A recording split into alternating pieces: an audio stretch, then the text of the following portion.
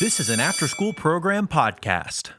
Welcome to the Home Studio Hangout podcast, where we explore what it's like building, running, and working out of a home studio with your hosts, Joshua Matotek, Andrew Simmons, and many guests in different areas of the music industry.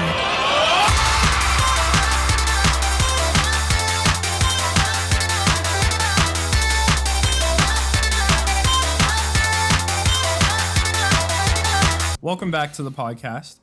Today, I'm going solo again. However, I have a guest, one of my friends, Greg. Greg has done a lot of cool things, worked with a lot of great artists, and he's one of the few people I know who have been able to work in multiple genres, somehow combine those genres, and then make a path for the future all at the same time. So I'm super excited to get into this. And welcome to the podcast, Greg. How does it feel being on the Home Studio Hangout? Well, I was really hoping the more attractive one of you was going to be on here, but beggars can't be choosers. Yeah, I mean, you're stuck with me right now. Just messing with you, man. I'm so glad that we were able to make this work out, because whenever Drew took time off because he was adjusting to like having a family, my schedule and everybody I wanted to talk to schedule was like complete opposite. And so I would just like wing episodes on my own at like 11 p.m. On like either Tuesday or Wednesday, and give Drew like an hour to edit it and release it. So I'm pretty excited. I'm talking to you tonight, and then I'm talking to Enoch bright and early tomorrow. That's going to be a spicy take. I know. A spicy Zoom call. Well, like, I'm also pumped, though, because, like, it's one of those things, like, for those who don't know, we have a big old group chat with a bunch of us in there, and so we talk every day, and it kind of started because we were all sick of quarantine, and so it was really great getting to know everybody.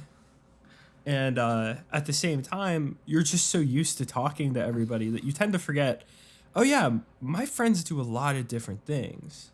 Mm-hmm. And so it's really, really cool,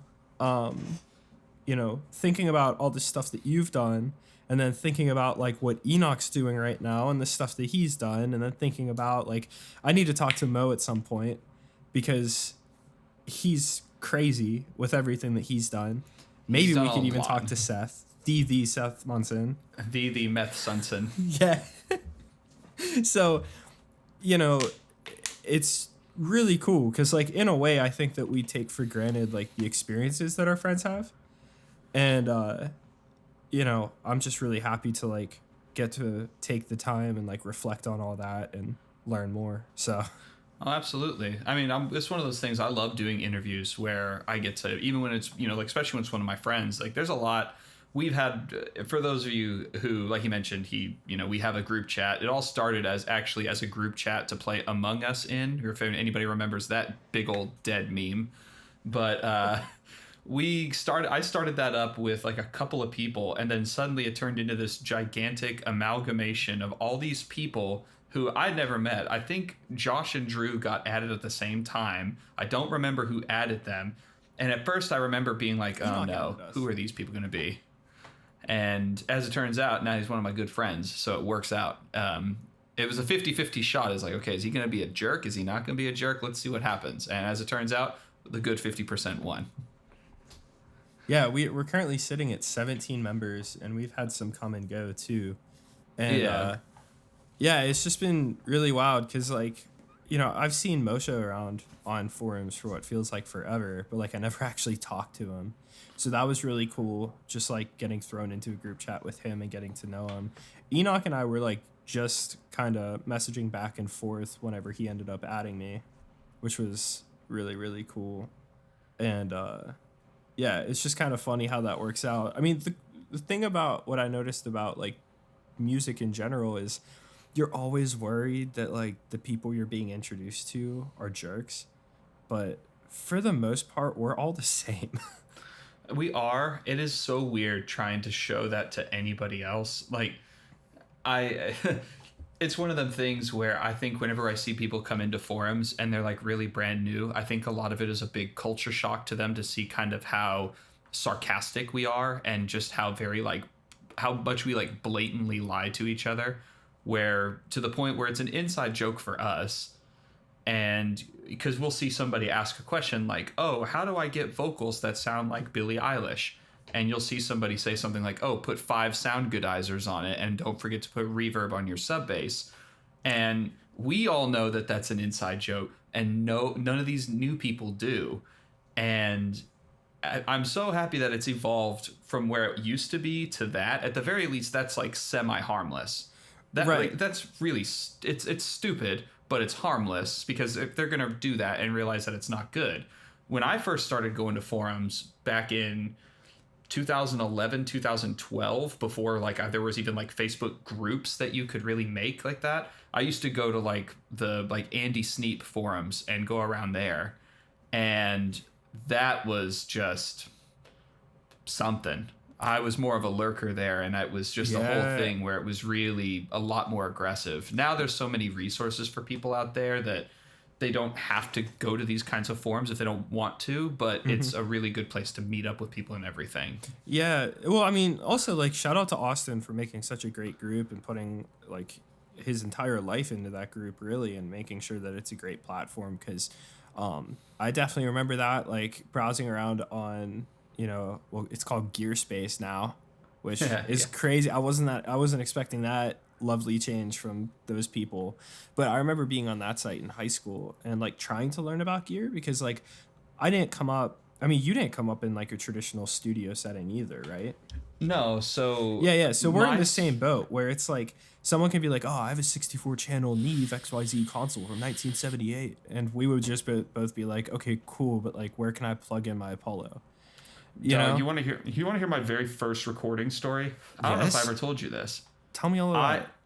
I had my very first instance with ever recording, because I tried to record myself using various different methods. Like I would record onto like my old tape recorder back in the day. I had one of those ones from Radio Shack where you could like pop in a disc and record and do that. But my first experience recording in what I guess would be considered a studio setup was that I grew up in a little town in Texas called Pampa. It's right outside of Amarillo. It's a town of about 15,000 people. And there was this coffee shop that was on our main road. And inside that coffee shop was also a recording studio, because the guy who was married at the time to the woman who owned the coffee shop also was a musician. So I asked him about recording and all of that. So I, at the time, was big into playing jazz music. I was big into thinking I was going to be a singer-songwriter. And I went in and literally played like shred guitar over jazz standards off of like a Jamie Abersol backing track. Then went in and recorded all the instruments myself. I didn't punch anything in. There was no tuning. I don't even know if the guy actually mixed it or processed it. And then he gave those songs to me, and I had them. I think I paid like $150 for like a couple hours of time to do that, and did everything in like one shot. And after that experience, I told myself that I was never going to let anybody else ever record me ever again, because I didn't like the way that it went down. Now, that's not to say like he didn't serve his purpose in whatever my artistic journey was, which was to, give me a lesson in, okay, maybe vet your recording engineer first. Maybe make sure that they know what they're doing first before you shell out money. Because 18-year-old me, $150, that's like a lot of money for me at the time. Yeah, dude. I love that you said that it made you never want to be recorded again, because I always think that, like, I work with a lot of like new artists, so I'll sit there and, we were talking about how we could be very sarcastic, right? And so part of the way to tell somebody that they're doing a terrible job is by getting pretty sarcastic with them, and kind of digging into them a bit, and also being really, really encouraging. But whenever you're working with a new artist, that's always been my biggest fear. And I always say that I never want to be the reason why somebody doesn't make music again. And so, that first session with somebody, it's always very, very like, like I basically put them in a padded room and give them like a hand crafted blanket that I made because like I'm so scared of hurting their feelings, and yeah, it's one. That's I mean, crazy. It's one of those things where like we sort of occupy a unique position in the business of music, I guess, if you want to call it that. I still struggle with thinking about it as a business because all of this feels so fun to me that I can't imagine sullying it up with money. It's hard for me to sort of do that. I was explaining to a mentor of mine earlier that I'm like, dude, I'm a flower child with a laptop.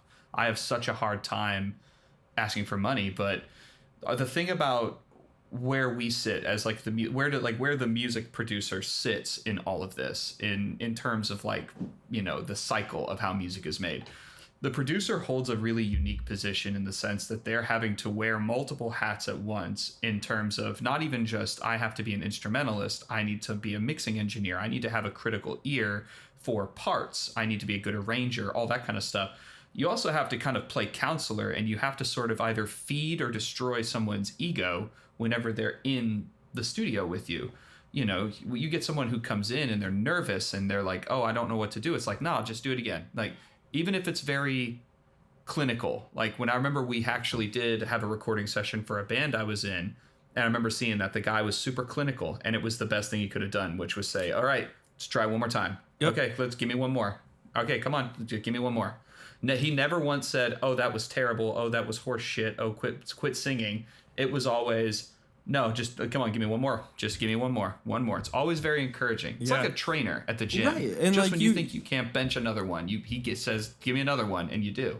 Yeah, and like it's funny that you put it that way because like I noticed there's like the first session I ever did, it was just like, okay, yeah, I mean like, okay, well, it's like it was sort of not that great. So if you could maybe just like do it again but better, and like nobody knows what better means. No. Better doesn't exist, so now like I kind of have like a checklist that I go down, and so like the first one is, hey, why don't you try singing that more like X, Y, and Z, or hey, have you heard this song, that part where they sing it like that, try to go like that more, or after that it's then trying to relate to their emotions, right, giving them the whole, as an artist, you're an actor, Oh, yeah, absolutely. And then after that, it's, all right, just give me another one. Just give me another one. Because you aren't giving them time to think in between.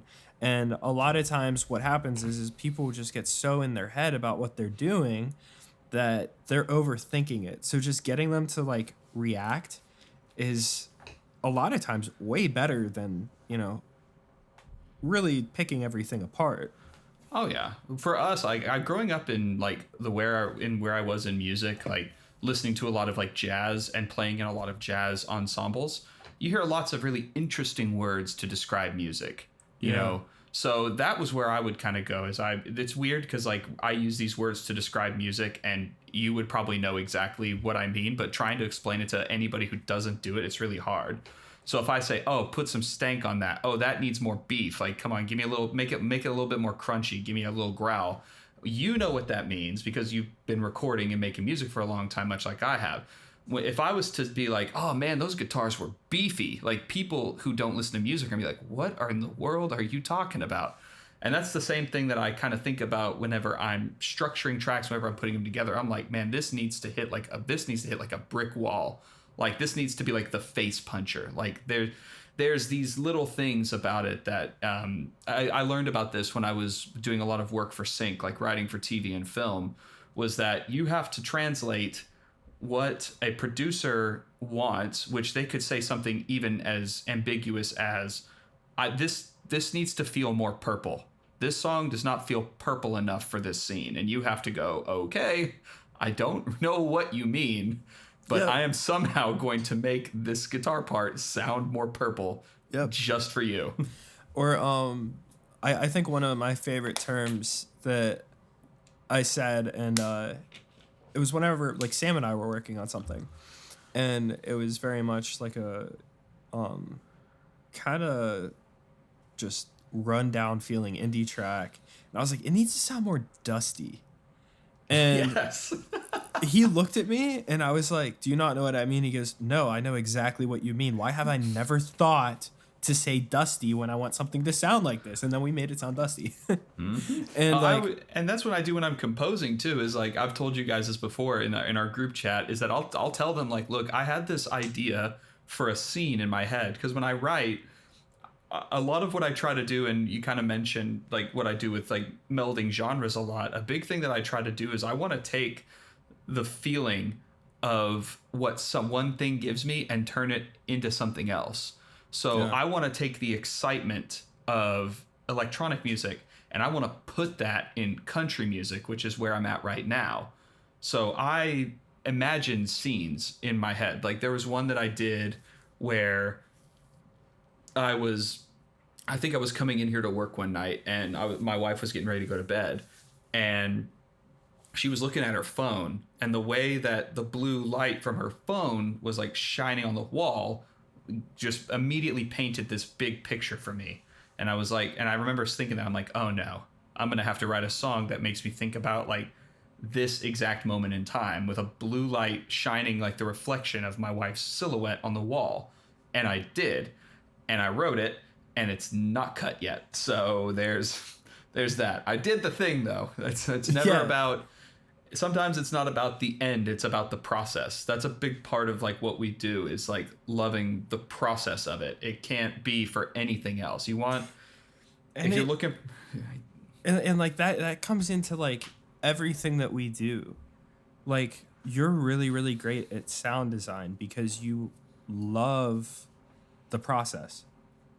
You know, like I watch you work, and like working with Greg is crazy because he'll be like, we're like, okay, build the track. And then like he'll start building the track, and then he has to give you a lesson on everything that he's doing because he loves the process that much. And I've learned more just by watching you work for 20 minutes until a song's done. And than I have from any amount of YouTube videos or classes or anything like that, because you just love the process. And that's something that is really interesting to me is, you know, like I just got this new mic, which still has a broken shock mount. So shout out to Jay-Z for just ignoring me. But it's rough. At first I hated the mic. I really did, because I was so used to my cheaper Slate mic. And so I really sat down the other day and I was like, you know what? I just need to love the process of figuring this mic out. So I spent like probably 3 hours just messing with different EQs, different saturation, different everything, just to figure out what I like best on this mic. And then I figured it out, and it's really, really weird. And I think that even whenever we don't love the process, if we just get into that mindset of I need to love this process, then you're going to get better. Because I almost sent back a perfectly good microphone just because it was a little bright on my voice specifically. And now I love the mic. It's just one of those things. Like I had a teacher when I was at one point going to college who loved to talk about the idea of happiness. And his idea of happiness stemmed from what they like to call the flow state, which for your viewers out there who don't know what this is, the flow state is essentially what happens when you are hyper focused on something that you are both equally interested in and good at, and you are in a mode where you are doing just that. So for example, for any of you elite gamers out there, if you've ever gone in and played Call of Duty and the next thing you know, you look up and 5 hours has passed and you've just been steady crushing it, you know, that's what a flow state is. For me, my flow state is I come and I sit down, and I'm either sitting down with the express purpose of I am making sounds and I am finding tones, or I am writing, arranging, composing. And then it will feel like no time has passed. And the next thing I know, I look up and 4 hours has gone by and I now have a track. It's very bizarre to sort of explain to anybody who's never really delved into like the psychology of the flow state about like how that process works. Yeah. But I do it and I look up and I'm like, oh, did I just hallucinate a track? What happened? Yeah. Well, I mean, you know, like when you're really tired on your way to work and like you blink and you're in the parking lot and you're like, how did I get here? It's almost like what happened. I hallucinated myself here. Yeah. Yeah. Like it's really something really just something. It's hard to explain if you've never really experienced it, but that's something that I would encourage people who are into making music or into any kind of creating at all, that you need to figure out what it is puts you in your flow state. There are ways to sort of, you can't just be like, oh, flow state, like that doesn't happen like that. You have to make yourself comfortable in an environment that's conducive to doing that. And sometimes there's a ritual that goes along with it. For me, it's that I put my children to bed, and then me and my wife will sit and we'll talk for a little bit about our day and everything, and she'll go to sleep. I'll tell her good night. I'll come in here, and a lot of times I'll either have like a rock star or a cup of coffee, and I'll crack it open. I'll sit down, put my headphones on, and I'll open up my DAW, depending on what kind of project I'm working on. And then it's literally just like the second that I push something on my drum pad or my keyboard, it's on. Like I'm there in flow state, and I just go, and I don't think about anything that is not ultimately intuitive to the process of whatever I'm trying to accomplish. Yes. And I think that's the most important part, is not pulling yourself out of it. I would end up having a great idea, and I would be working in Cubase, and then before you know it, I'm mixing my idea that isn't even finished yet. So I started using Ableton. So now in Ableton, I know that I am just going to work on chords and melodies. That's it. There's no crazy sound design happening. Literally running off of presets. I just loaded in all of my favorite go-to chord progressions, all of my favorite drum sounds, a bunch of drum patterns that I use. And then that way I'm able to just drag in these clips and modify them a little bit and then move on to the next idea, so that I could just hurry up, grab the mic, record a melody, export it all, put it into Cubase, and then produce a track. Yeah. And like for me, I've been doing this lately because I've been so focused on writing. I downloaded this app on my phone called Klimper, and I've been using this for the last few months. And they don't sponsor me or endorse me, but they could if they're watching.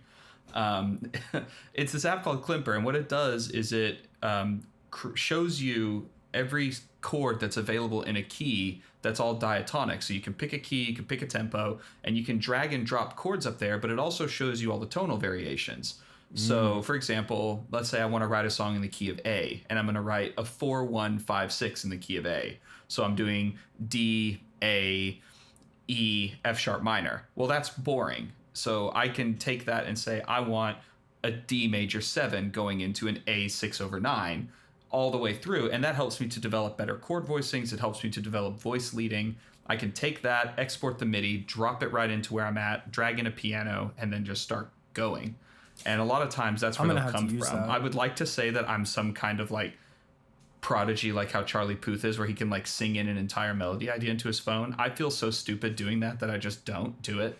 So I just use Klimper instead. I've tried it, and it's just not my thing. Cause like, you know, it's funny you brought that up, because literally 2 nights ago, maybe it was even last night, everything's a blur, I went through all of my voice notes that I've had in there for like the past 2-3 years, and I didn't like a single one of the ideas. It's hard because it's like people, and this is something else I'll encourage people who watch this, find the thing that helps you capture inspiration. Find the one thing. You know, for me, that's Klimper. For other people, it's voice notes. For some people, it's writing down things. I know a lot of my writer friends, like my pure writer friends is what I call them, because they're writing and not trying to pursue an artist career. They use like notes on their phone, and they're constantly just like writing down ideas. You have to find that one thing that helps you to capture inspiration like instantaneously, you know. So and it's funny. I hear a lot of people having to like do things like that, but for me, I think whenever I was younger, I would get so stressed out about like always thinking about music and stuff like that. And I would have these ideas and I couldn't work on them because I was like at my day job and I was like getting frustrated. And so I finally came up with a solution, which was I am going to force myself to not worry about these things until I'm able to sit down and work on them. And it just kind of stuck. And now, like, you know, I could be out at the movies and, you know, nothing really ever pops into my head. But like whenever I sit down at my computer, like it's time to work. And like my biggest pieces of inspiration always happen while I'm just writing. And That's rad. I like watching. I just got the Lewis Bell course, and I'm getting caught up on it currently. And at first, I thought he was a little crazy with him just like humming and faking words to make melodies. And then he would like take multiple takes, and then he would like piece together these melodies that he liked without words, and then he would fit words in. Mm-hmm. And so I know that a lot of people do that, and I just never thought it was for me because, you know, I just never really tried hard enough. And still, I'm not the best at it because typically I'll be sitting there and like I'll hear one word, and like that word is where the song starts, you know? Oh yeah. And I started just doing it that way, and I feel like I'm now, like I feel like I just leveled up. Like I just found, like I just found the secret hallway that took me down, and I opened up the chest, and there was a double XP token in there, and I picked up that double XP, and it was like level 24. Like, that's awesome. yeah, and then the Xbox logo came up, and it was like achievement. Achievement unlocked. Yeah. Better songwriter. Yeah, and that was really wild to me because I love the idea of just being like finding chords that inspire you, and then just doing whatever feels like it's second nature to you until you find melodies that inspire you, and then you try different words. Me and my guys have done entire writes based off of nothing but melody. So like I'll bring a track in with like no anything. Like I'll show them the track, but then they'll come in and they'll be like, "Oh, I have this melody idea." They're like, you know, and then we'll write the whole song with the melody like that, and then it's like, okay, time to put words in there. Like that happens so often. It's like there's a big difference, especially in town. There are people who are like lyric writers, and then there are people who are melody and like vibe writers.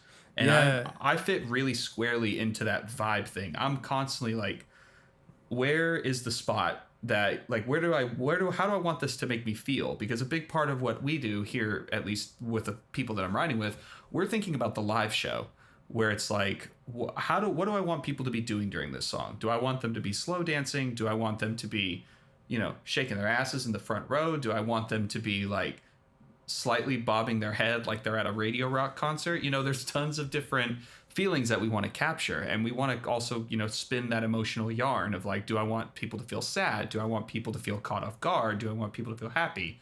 You know, there's a lot of different responsibilities as a songwriter that you kind of have to do those sorts of things. And for me, the best way to do it is very much like that. I only do it in the room with them. I can't do it like on my voice memos or anything because like I said, I feel so stupid doing it. I've done it a couple times, but Yeah, I definitely feel that because I feel like I would hear a melody, and so I would just keep repeating that melody until I figured out the words, but then you often lose that melody. Mm-hmm. And so like actually just like recording those like primal noises, like it really does go a long way. And so I'm gonna have to keep writing that way. I definitely it's funny that you mentioned there's people who are like vibe writers versus like lyrics, and it's crazy. Like you look at some of these credits and there's like a ton of writers on a track, and it hasn't been until like recently that I realized how versatile I am as a writer. But at the same time, like it's so much easier whenever you only have to be one piece of the puzzle. You know, like I remember Grant called me one night and he was like, "Dude, I need help with this song." And so he was doing the melodies and then I was filling in the words, and we like hashed out a song over like a FaceTime call. And like that was one of those moments where I was like, I didn't write a single melody, and like the song is crazy good because of the lyrics fitting with the melody. And like that like collaborative spirit of being able to just like everybody handles one thing is like such a powerful thing. And it's something I get that it. and I'm just going to go ahead and say this as sort of a spicy take for any metalheads who might watch your podcast. You all need to get over the fact that songs can have more than one writer, and you can all get over the fact that sometimes bands and artists will seek outside help in order to write a good song. Because guess what? They've been doing it for a really long time. All of them have. You think Elvis sat down and wrote every single song that he ever did? Think the Eagles weren't having extra writers who came in and helped them? Yeah. No. You all need to get over it. I'll tell you, there's been plenty of times I've sat in a room and I've been just the track guy. I brought the idea in. I brought the vibe in. I maybe contribute a little bit of the melody. There's been a couple times that it's like, what am I doing here? Like, I feel like I'm doing nothing, but I did just as much as anybody else. Now don't get me wrong. I start seeing 8-9 writers on a track and I start going, okay, now wait a minute. Like, what's going on here? Work? The only I could get it whenever there's like a lot of producers, because it's like you just keep sending the session back and everybody's adding something, and like sometimes it's just that one little moment that like makes a song 10 times better. I'll tell you this, the last time that I saw that I actually justified this to somebody, because of course I saw this in a Facebook group, people complaining, oh, why does this song have so many writers on it? Why does this song, what happened to the days whenever people did everything themselves? And I'm like, newsflash, none of them did. More those people are days doing never things themselves existed. now than ever. I'll give you a really good example. So Sam Hunt had this song called Hard to Forget. It's that one that's like, you're cold hard and the cold hard truth. I got a bottle of whiskey, but I got no proof. Like that song. It features a sample at the beginning from a song called There Stands the Glass. It's a very old country song, and they used the original sample in that song. So in order to use that sample, they credited the 3 songwriters on that track. The guy who came up with the original idea for the track, like as it was, got credited. That's 4. Then you bring in Sam and his producer, Zach. That's now 6. Then you bring in 2 more superstars, which is Shane McNally, Ashley Gorley. That's 8. And then there's somebody else who came in on that. That's 9. There are 9 writers on that song. And, it's completely justified. It's a great song. Everybody had a part in it. People want to use the meme of like Beyonce's Run the World as having like, oh, it has 8 writers on it. Why does it have 8 writers? I'm like, are you just mad because you don't have a song that's anywhere near as good as that? Like, what's your problem? Yeah, well, I think what it is it's like, oh, well, I could do better. It's like, well, then why haven't you? That's like that TikTok sound. Yeah, then do it. Then do it. Yeah, that's it. Like, oh, and that's man. I'm not gonna lie. Like, I think most of the people who we converse with and the people we associate with, we're exactly like that. I used to be such a hater. I was that guy.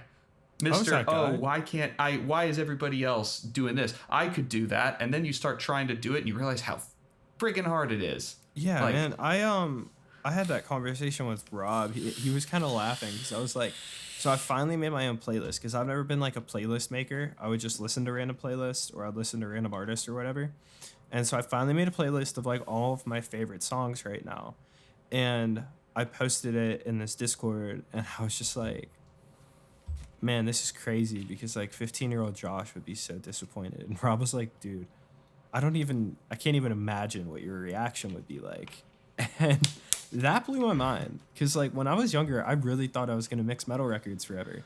And now like I don't even want to touch a metal project. I just don't. I don't blame you. 15-year-old me would probably not believe it. 15-year-old me thought that I was going to be living in New York playing on jazz records. Until you realize that there's only like 5 jazz guitarists in the entire country and they're all playing on the same records.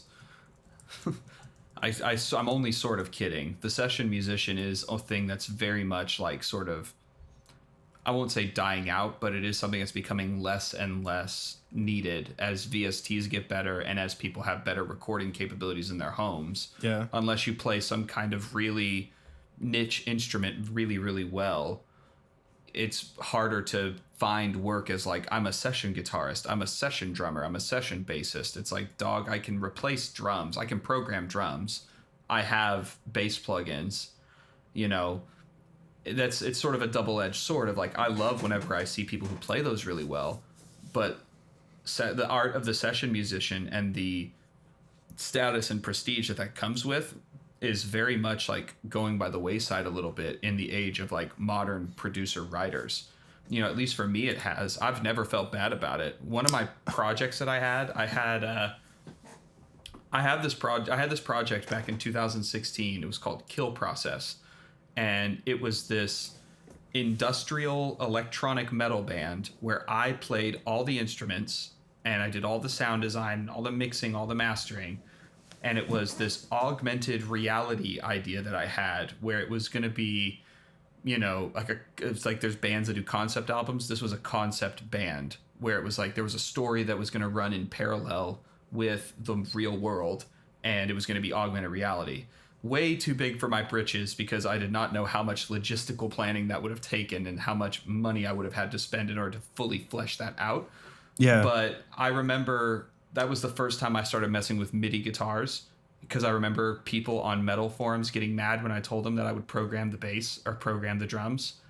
And I was like, okay, well, screw you. I'm going to program the guitars too.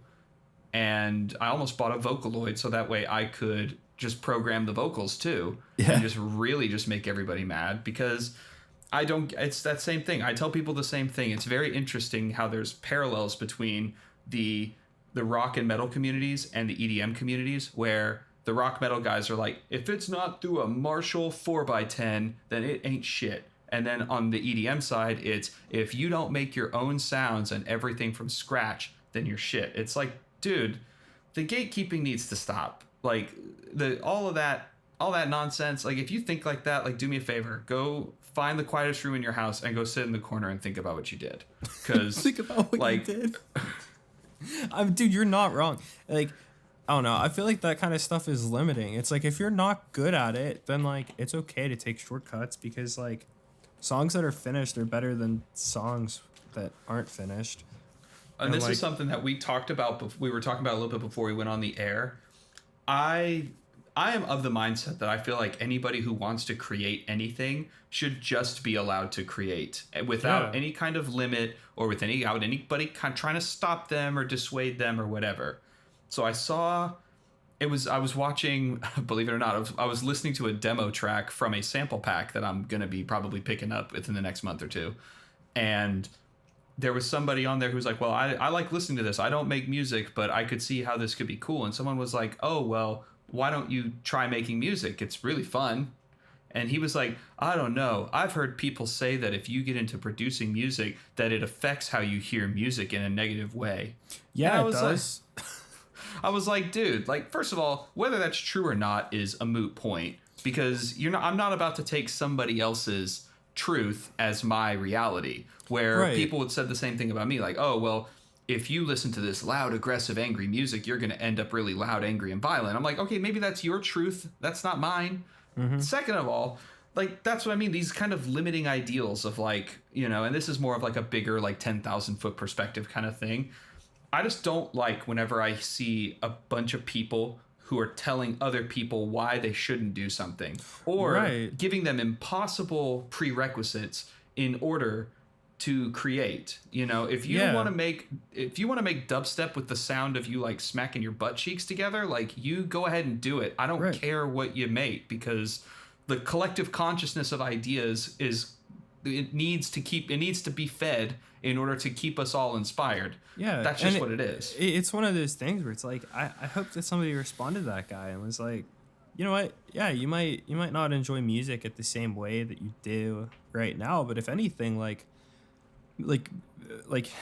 Madeline thinks I'm crazy because I put on Young Thug the other night, and now like Young Thug isn't like this visionary songwriter in my opinion, but that dude knows how to vibe over a beat, and the mixes that Baines did on it are just unreal.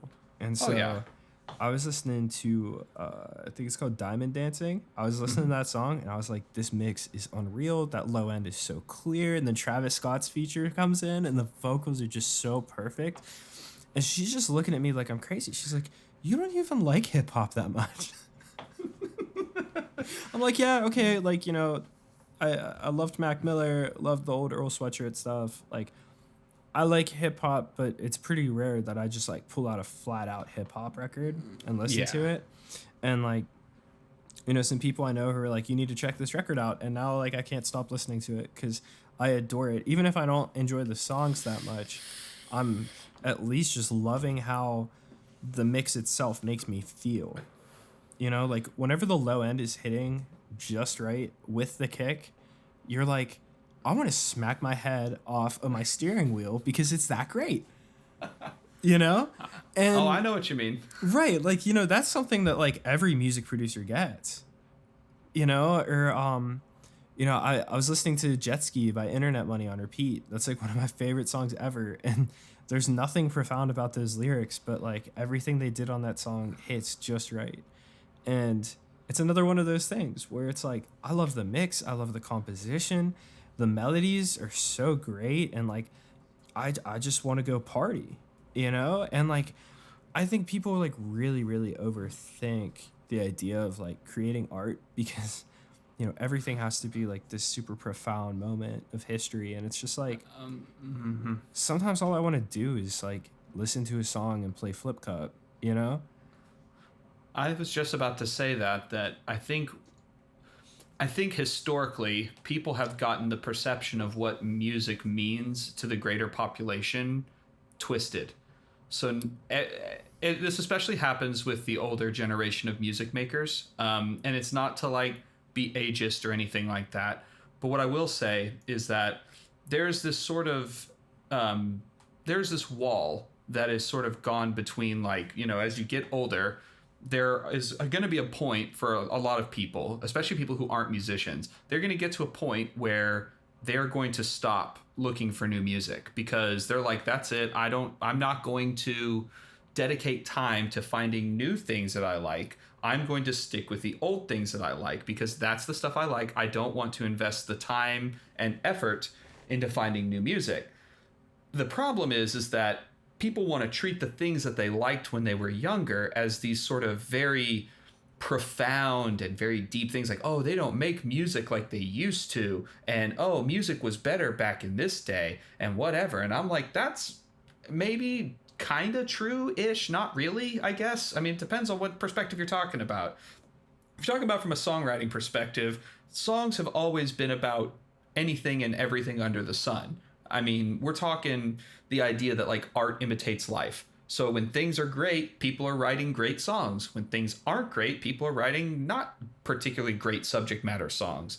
You know, the songs from the 80s, everybody likes to tout the 80s as like this really great era of pop music, and it really is. However, 80s metal, totally different perspective, where we have songs like Cherry Pie, where the song was written on the back of a pizza box in 20 minutes by the lead singer of Warrant because his manager told him there's not a hit on this record. And that was the song that ended up defining them, was Cherry Pie. And you cannot tell me that there is some kind of deep-seated meaning in She's My Cherry Pie. Like, come on, dude. Like, that's my thing is there's these people who get it twisted level. That sometimes I don't want to, if I want to listen to deep, profound music, I'm going to listen to Pat Metheny. I'm going to listen to Kurt Rosenwinkel. I'm going to listen to Bill Evans. I'm going to listen to Pliny, or I'm going to listen to Steve Vai. But there's sometimes I don't want to do that. Sometimes I want to tear out dubstep as loud as I possibly can in my car so that I rattle windows at the stoplight. It's a big thing where I think a lot of people miss out on a lot of really interesting emotional opportunities for themselves because they limit the aesthetic of what they listen to. You know, there's a lot of people who've said that about what I do, where, you know, I remix country songs into EDM songs. And there's people like you who've said, hey, I would listen to more country music if country music sounded like this. And I'm like, yes, then I have done my job. And a lot of people have said that. And that's the whole thing. I'm like, it's all the same. You know, especially when it comes to country music, people think, oh, people write country music or people make country music or listen to it, bunch of backwood hicks or whatever. I'm like, nah, man, we're not like that anymore. It's not like you don't have to like have like a buckle that you won from the rodeo and like 6 cows in order to write country songs anymore. We're getting people who leave these stories from all over the country, all over the world, who come together to write these stories and write these songs. And I feel like brushing it off as like, oh, I don't like that because it's whatever, is doing yourself such a disservice. You know, I'll listen to anything. Doesn't mean I gotta vibe with it, but I'll listen to damn near anything. Yeah, if it wasn't for you, I wouldn't like country music. You're welcome. Pop country is the best thing in the world. It's so good. I don't think people realize just how hard it is to write songs that have an impact like that. I didn't realize it until I started writing with people who are actually really good writers. So, I mean, the first time I sat down to write with my normal crew that I write with, I was so concerned because I was like, oh no, like, what are we going to write about? Because, like, you hear songs like, Crash My Party by Luke Bryan, or, songs by Jason Aldean or Dan and Shay, and you wonder, like, how do they come up with these ideas? And how do you write something like that without it feeling kind of cheesy or feeling like a cornball a little bit? But when you're in that moment, something just feels right. It's no different than like the songs that we've written together where it's like, this just feels right. I'm going to ride this out for as long as I can, and we're going to just roll with it. Because again, not every song has to be some groundbreaking piece of like tearjerker literature. It can just be a song about nothing. We can just be a song about like, hey, I really like drinking beer on the back of my tailgate with my friends and hanging out around a fire. It doesn't have to be anything complicated. And like, I think like there's also like the whole side of it where the feeling that you get whenever you listen to a certain song means more than the words itself. Oh, absolutely. And like I feel like, growing up in metal, I like totally look past that, because you're always looking for like that deeper meaning. Like, oh, they put so much time and effort into this, and it's like, no, like now, like literally my favorite song, the hook is, now they're trying to ride a wave like a jet ski. Like, and guess what? I'm trying to ride that wave too, because it is a great wave to ride on. But I just think that a lot of people limit themselves with how in their head they get over these things. Well, first of all, music's not that serious. I know that's a hot take, but I'm sorry.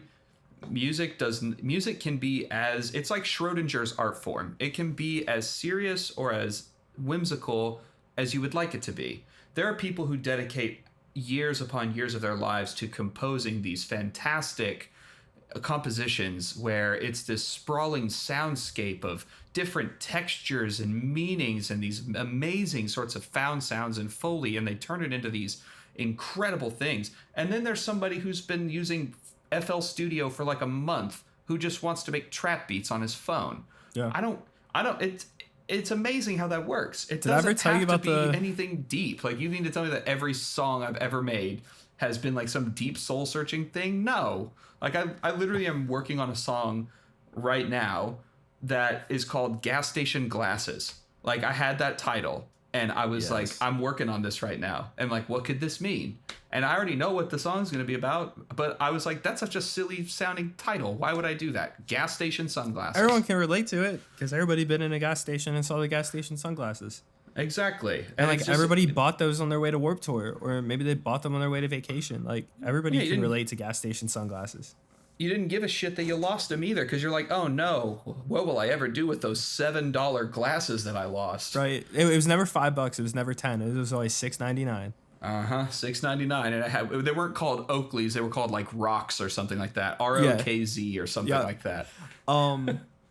Man, I had a great thought, and then So, speaking of that, first time I ever saw a real Picasso in person, I was at the LA County Art Museum with Madeline, and so we went through like this crazy cool exhibit where it was just this graphic designer who was like, I'm gonna do an entire, I don't know what that's called. It's a big room filled with their work. Is that an exhibit? Is that what they call it? Exhibit, yeah, gallery probably. Yeah, so it was like, you go up the stairs and then there's just this one corner and it has all these different fonts saying different words, and like, it was just really cool because, like, for those who don't know, my girlfriend, she's a graphic designer, and I never really got it. And like going through and like looking at all this, I was like, wow, yeah, that's actually really cool. Like, I think I kind of understand like the art behind graphics and fonts and stuff like that. And then so we go to another exhibit and it's like, oh, this cool stuff from Asia and like really old stuff. And then there's this massive, probably 30 feet by like 15 feet long, and it's a sculpture made out of just cigarettes that they just set up, and as you walked around it, it would look like different things. Crazy. Then we find the Picasso. And so like we're going through and like we're the worst at museums because like we both really like art, but then like we also don't understand it, which is like still great because like it's art, right? You're not supposed to understand it. So we're going from like photo to photo, or sorry, painting to painting. They aren't photos. And I turn the corner and I look up, and there is just this really crazy abstract, what looks like male genitalia just staring at me. And I'm like sitting there laughing, and I'm like poking Maddie, like trying not to make a scene because like there's a lot of people around us who like really care. And I'm like, babe, get a load of this. Like somebody called this art. And then like she looks down and she's like, that says Picasso. And I said, that says what? And I looked. It was a Picasso. I'm sitting there laughing at it. Oh, one of the most profound artists to ever grace this earth. And I was sitting there laughing at it. And what's funny though is that it still made me feel something. Definitely, yeah. You know what I mean? So like it served its purpose. Like that's all art is supposed to do.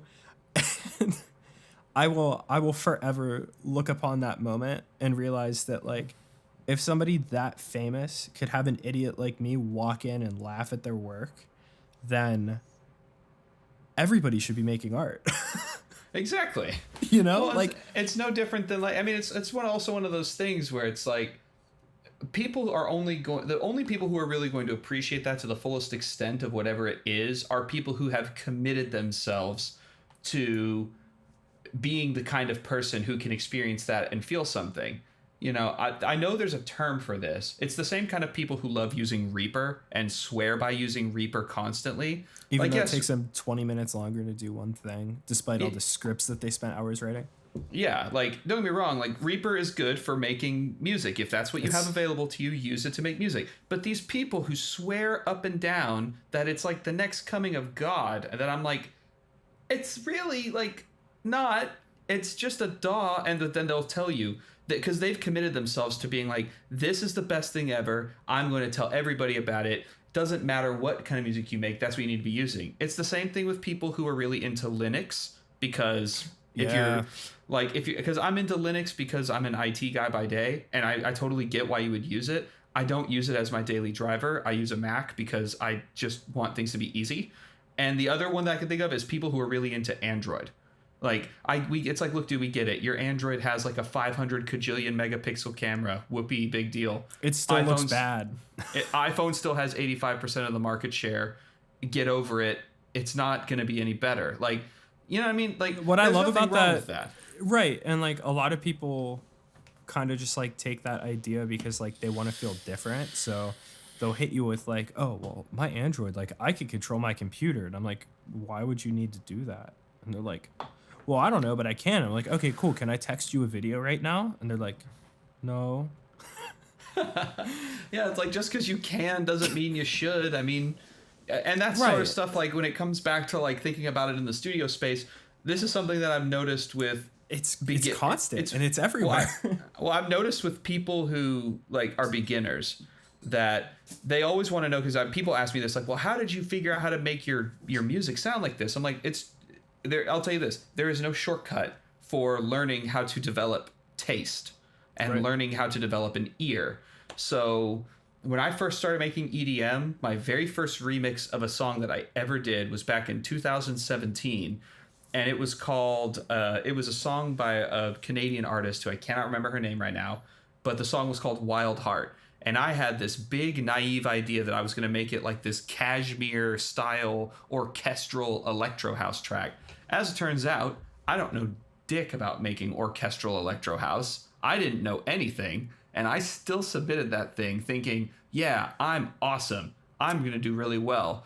And I was very sorely upset that I did not make the top 3, even though that is the very first fully electronic track that I had ever made.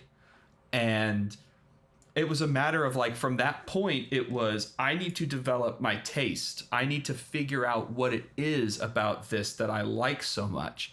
It doesn't have to be about learning the proper way to record things, because that wasn't what I was doing. You don't even really have to know that, as long as you can figure out a way to fix it. It's just a matter of developing the right taste and developing the right sensibilities for what you want to do. Right. You know? And then finding the quickest way to get to what's in your head to now what's playing through your speakers, you know? Mm-hmm. And I think a lot of people overcomplicate that and do weird things. Like I spent so much time just using the bare minimum. It wasn't until like this year that I actually started buying a lot of things. I bought new speakers, and then my mixes sounded my mixes are to the point where I like to mix music now because I was on speakers that didn't make sense with my brain. Yeah. And it's like, okay, well, I fixed that, and I was wasting money for years because I didn't just buy these ones in the first place. You know, same with microphones. That's been a big thing. It's just like, oh, well, maybe if I just buy a decent microphone, then I'm able to get to the sound I want quicker. And then software. Like I went using just like janky software for a really long time. Like not my dog. Like I learned basically on Studio One, switched to Pro Tools, switched to Cubase. But you know, I actually started investing in more tools and learning how to use them, because if you don't know how to use this stuff, then it's pointless. So after I did all that, like I feel like I'm way faster. Everything's coming out way better, and it's just like you said, there's no shortcuts. There isn't. And a thing that I think a lot of people need to realize too is that once you find the thing that you like, once you find the things that allow you to create your art, you need to hold on to that for as long as you freaking can. Yep. I'll give you a really great example of this. So my buddy, Billy Decker, he is a crazy mix engineer here in Nashville. He has mixed like 30 #1 records or something like that. He is an insanely good mixer.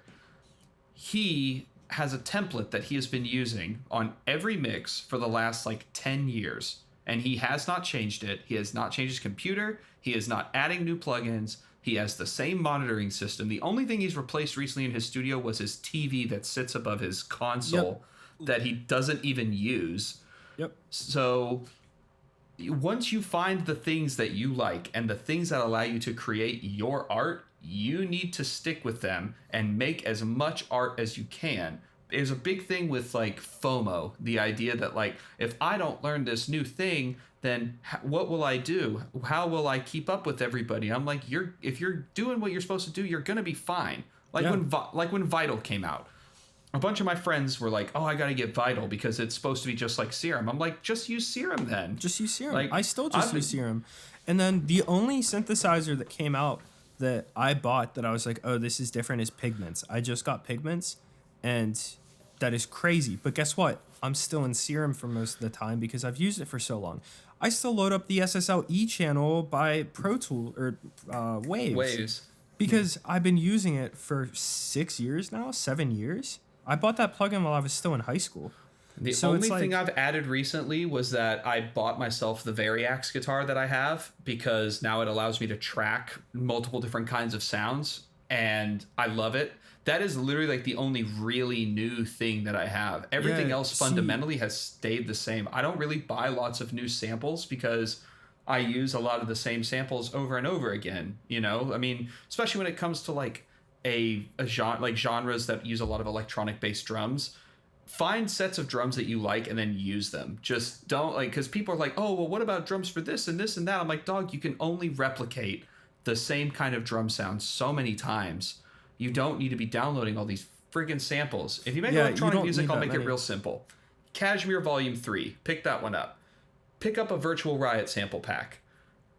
And yeah, that's pretty much it. Get you some MIDI files. Like, go download the Unison pack. I know everybody hates hearing it, but it's really good, so just go freaking download it. Or you can, if you want, you can find me on Facebook or Instagram. I'll send you my MIDI pack that I made. Like, I don't care. I also have a Serum presets pack. Hit me up. I'll send it to you. Find the stuff you need, and that's it. Yeah, that's really what it comes down to. Because like I just redid my entire Ableton session because I'm like, well, every single session I keep doing the same thing, and then I actually changed up my drum samples just a little bit, so then they're closer to what my mixed product sounds like. Because it's like, why am I chasing tones if I could just get them right from the start? And so now I have 5 different drum kits, and those are for like the 5 different genres that I would do. In my It's Studio super One simple. session here, I have 3 basic templates. I have one that just has my master chain on it. I have one that has an Easy Drummer preset that I made that I have loaded up. And then I have another one that has a battery kit that I like that's loaded up. And it also has all my channels for, it's got my guitar chain with Amplitude and all of my processing. I have dobro channels, acoustic guitar channels, my vocal channels.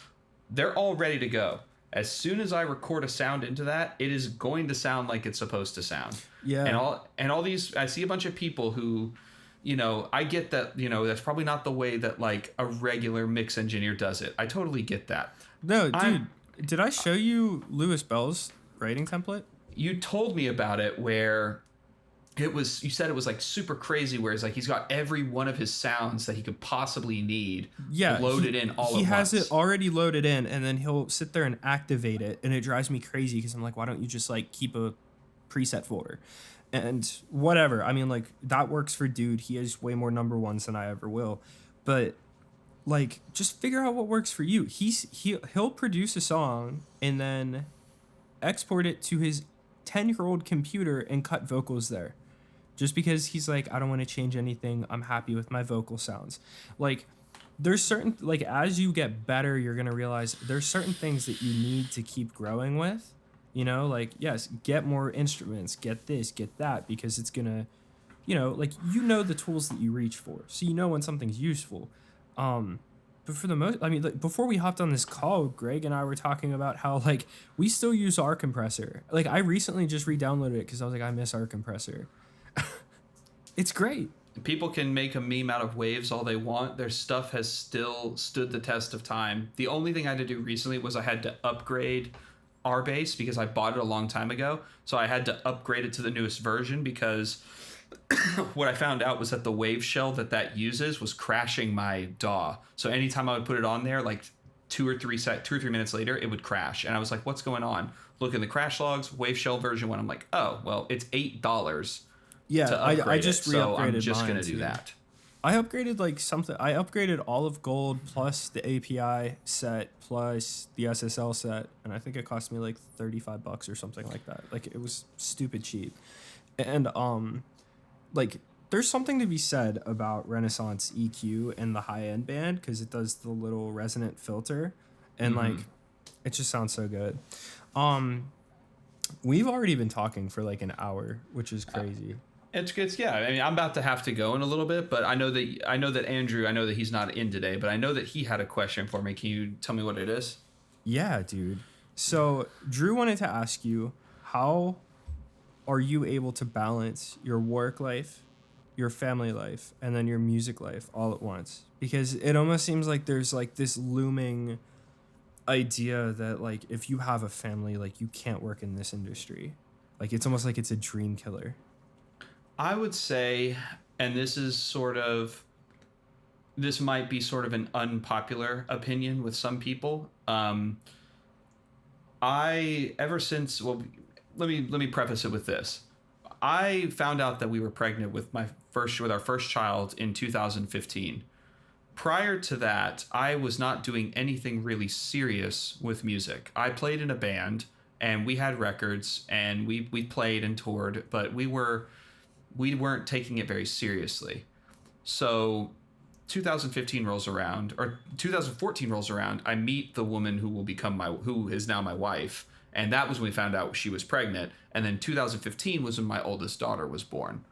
So at that point, I really didn't have a process for how this whole thing worked. I didn't have sort of the luxury of knowing what my workflow was with producing. I was still very much learning. For me, and this is also testaments that I've heard from friends of mine who are on the road with artists and other writers and producers, when you make music as a family person, there are sacrifices that you have to make. As a musician, there are sacrifices you have to make anyways. You sacrifice having a standard social life because you want to be in your studio making music or you want to be writing.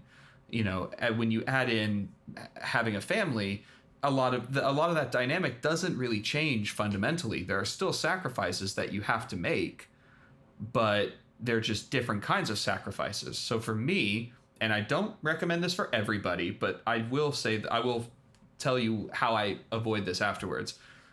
My morning usually starts around 6 o'clock when I get up and my kids are up, and we get them dressed, make them breakfast. By 7 o'clock, me and my oldest are out the door on the way to her school. After that, I go to my day job, because I still do have a day job, from 8 o'clock until 4 o'clock. I come home, we hang out, we eat dinner, we play. If my daughter has homework, we do that. And then they go to bed at 8 o'clock. And then me and my wife will be up talking, and sometimes I'll go to bed. But a lot of times, if I have projects to do, I just stay up late. I abhor the idea of sacrificing significant amounts of family time during the day so that I can do this. Right. And I would rather sacrifice sleep. I don't think I'm going to look back 20 years from now and be like, man, you know what? In my 30s, I wish I had slept more. Like, give me a break. Like, that's... And you know what? I think you're like a rare case, because a lot of people can't function by sacrificing sleep. And it's really crazy just like watching you kill it, because you have a lot of cool stuff going on, and like pretty soon, like, you're not going to need a day job anymore. And that's going to be such a huge relief for you whenever you get to wake up and get your kids to school, and then you get to come back home and sit down and turn on your computer and just make not music, worry about the company you work for. And right. And like, it's funny because like I'm basically on the same schedule, except you replace the family aspect of that and put in more work, because my work schedule is so crazy. And I'm getting really, really close to not needing a day job again, and I'm super thankful for that. But like, I think that I'm going to have a lot of issues whenever I quit, because like we're so used to just always be doing something. Absolutely. The thing with this is why I sort of hammered home earlier when we were talking about you find your tools that work for you and get your ideas done the fastest, because I'll give you a really good example. So I have a buddy named Andy. He wrote a song with this artist here in Nashville. He reached out to me, said, hey, can you do the demo for this track? I'll pay you X amount of dollars. And I said, yeah, sure, man, whatever.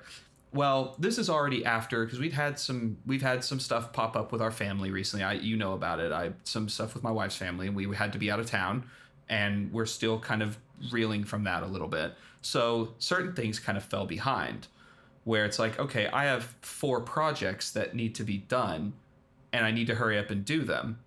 Because I know my setup and because I know exactly what I want and how to get it done, I was able to knock all that out. I did the demo for this guy's song a couple nights ago. It took me, I started an completely empty session.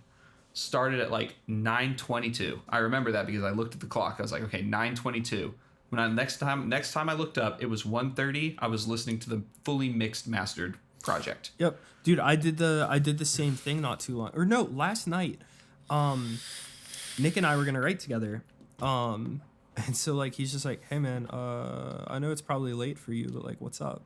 And so I FaceTime him, and like we were talking for like a half hour, like it's almost midnight at this point.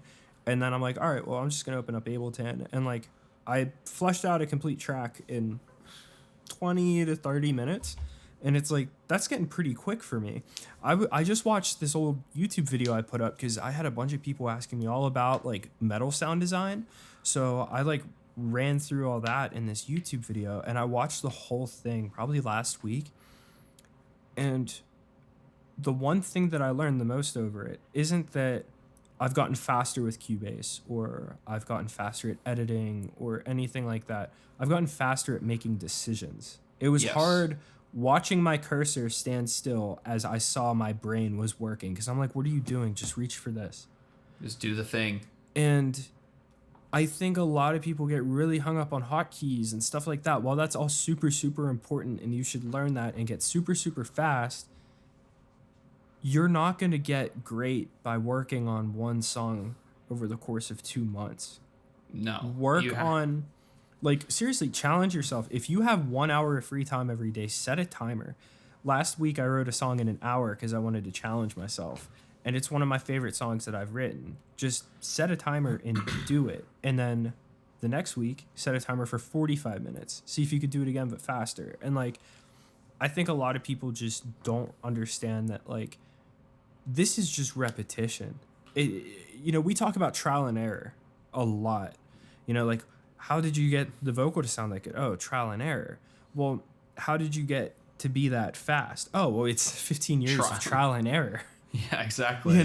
Well, that's the thing is, like, when it comes down to this kind of stuff, talking about all this, this is my message for most of, like, because I see this is my, like, will be like my last little parting gift to your viewers and to the audience that watches this, is that the time that you have available to you, because when it comes really down to it, and I say this as somebody who's lived a lot of life, I've been very well off, I've been very broke, I've been everywhere in between.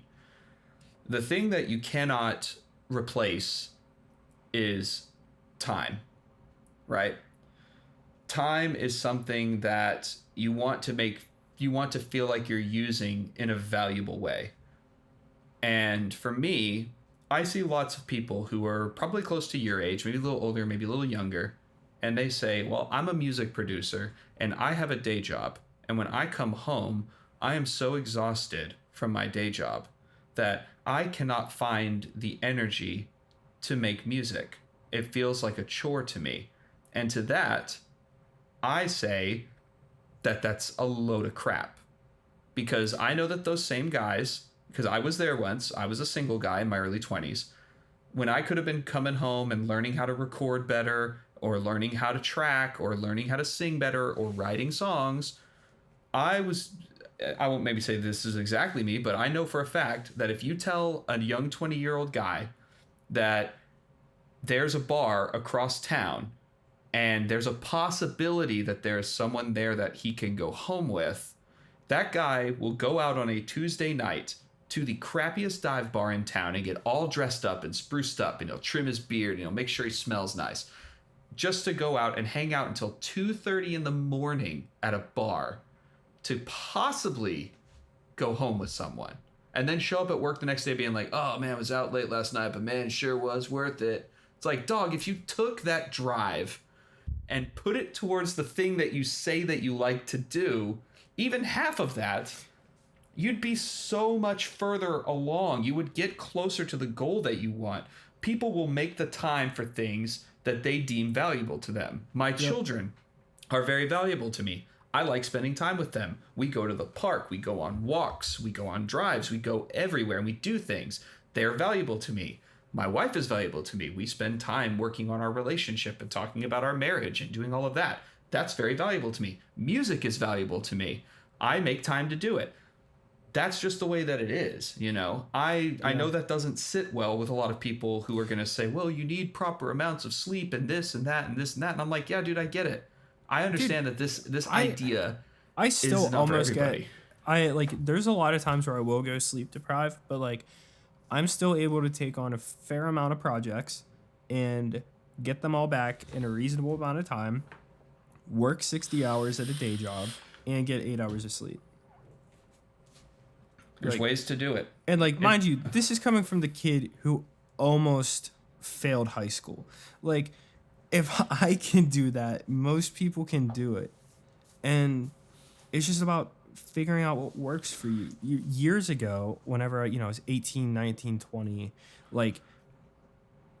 I didn't think that was possible because I didn't understand the process, right? I didn't love the process yet. And so I would come up with excuses, but, Friday night I would go to my friend's party and I would show up to work the next day like it was nothing. And it's like, I could have been doing that with music. I could have been a lot better off right now.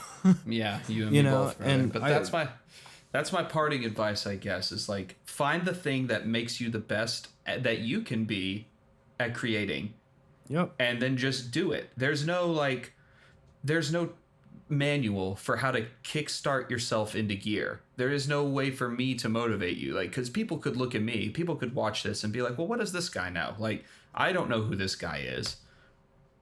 But you know what? The process that I've done with this, sacrificing sleep, doing the things that I have to do in order to make my thing happen, has worked for me. And I think another important thing to add on to that is, you know, while you are making sacrifices to get work done, whenever you have free time, you use it. Like, I see how much you love cooking. Oh yeah. Like, that is definitely a love for you. And I could tell that whenever you're, you know, making your favorite dishes, that is your happy place. That is your self-care. Like, life is all about balance, you know? And sometimes whenever we take too much from ourselves, we have to then take the time to give it back. The other thing I will say about balance, and this is also from my buddy Billy Decker, and this is why he was able to get so fast. He tells this story about being in a studio and being a mixing engineer, and he would go in at like 10 o'clock in the morning, wouldn't get home until midnight. And his wife was like, but you can't be doing that because we have kids at home. They need to see you. They need to have a dad. So he figured out the fastest way to get things done.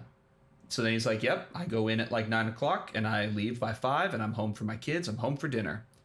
That's the exact thing that I would tell you, is that once you start balancing things out in other parts of your life, the other parts start getting better. If you've got a not good professional life, you're going to suffer at home. If you've got a not good home life, you're going to suffer in your professional life. You have to sort them out, and then that's when the calls start coming in, and that's when the checks start getting written, and that's where the money starts happening. That's where your happiness can come from, is from having a good mix of both, you know. But there's no manual for that. You have to figure out what that means to you and the best way to do it. I have found mine. You know, if what I say helps somebody, I hope that it does.